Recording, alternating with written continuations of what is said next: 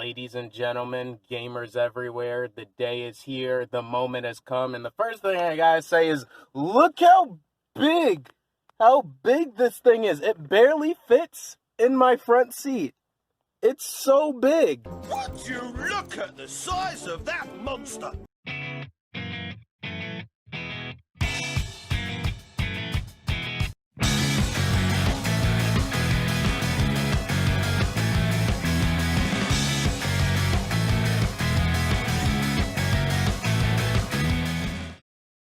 Well, folks, we finally arrived at that time again, the dawn of a new console generation. With the outlook of promising new titles, insanely detailed graphics, and backwards compatibility for 99% of PS4 games, along with the fact that my PS4 stopped reading discs many months ago, I decided it was time to upgrade. Pre-orders went live with absolutely no warning from Sony whatsoever, and all hell broke loose. With retailers both online and in-store barely able to keep up with the demand, I knew the only way I was getting my hands on a console was to dive into the trenches head first. That's right, the morning the pre-orders were restocked, I camped outside my local GameStop for 5.5 hours and still only managed to grab their last one. So let's pop open this bad boy and see what all the fuss was about. Content-wise, everything you'd expect is present and accounted for. Basic wires, instruction guides, controller, base stand, and of course, the console itself. Oh my goodness, it barely fits in frame, it's so big. But yeah, it has a nice little PlayStation logo on it. It's very heavy.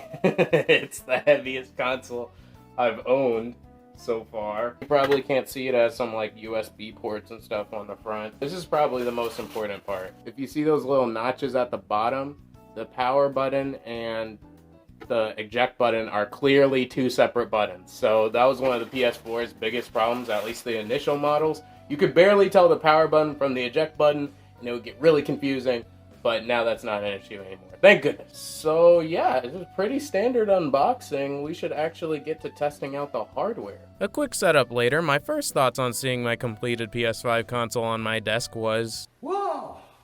It's ugly. Seriously though, not trying to fat shame the PS5 or anything, but can this thing lose a couple of pounds, please? Unless you have an extremely comfortable desk space or very sizable TV stand, this thing is not gonna fit comfortably anywhere. Luckily for me, I had a sizable safe that I could use as a comfortable platform to give my desk breathing space for an easier and more convenient looking setup, but I can seriously imagine this being a problem for some people. As far as the technical aspects of the console are concerned, I've been enjoying it pretty well so far. The UI is simple and easy to navigate with a nice little gray backdrop that's easy on the eyes. You best believe I'm changing it as soon as I get the chance, but as far as default UI screens go, it's not bad. The UI is really clean and easy to navigate. I love how they've integrated features like the PlayStation Store into the menu itself. This means that I don't have to wait through an obnoxiously long loading screen every time I want to download an add-on to a game or check out some new software. As far as memory goes, I'm pretty sure I'm covered, but I could definitely see how there's a lot to be desired by others. After all the system updates and everything, you're only left with between 600 and 700 gigs of storage to actually use for games. Now this may seem like a lot on paper, but then you turn the box cover over of 2K21 and realize it takes 150 gigabytes of storage for a game file. You might be filling up pretty quick.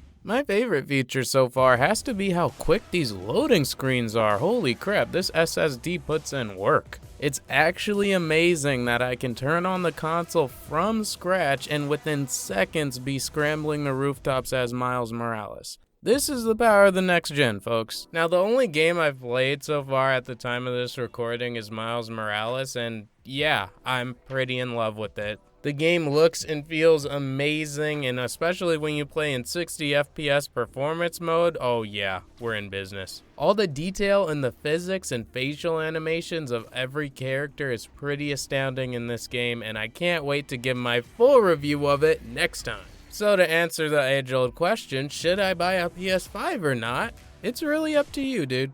If you have a game you're burning to play right now and you know you're gonna need to update in the future anyway, I'd say go ahead. But on the other hand, there's definitely some advantage to waiting it out. There's gonna be tons of system updates to kind of make the console better and iron out those day one bugs. such as my game randomly freezing on me. Games are gonna be $70 now instead of $60, so it's not really worth upgrading right now if there's nothing you really want to play at the moment. With that being said, I'm still enjoying my console thus far, and I want to see what you guys think of it in the comments down below. Like I said, next time we're gonna be talking about Miles Morales in full detail, and that's gonna be fun. That's definitely happening in a couple weeks instead of a couple months as I usually do. But if you can't wait on my full review of the game and just want to see what I think of it right away, you can check out my full playthrough on twitch.tv/pack_plays_. Apart from that, make sure to like and subscribe if you enjoyed this video. I'm Pack. Thanks so much for hearing my perspective, and I'm out for now.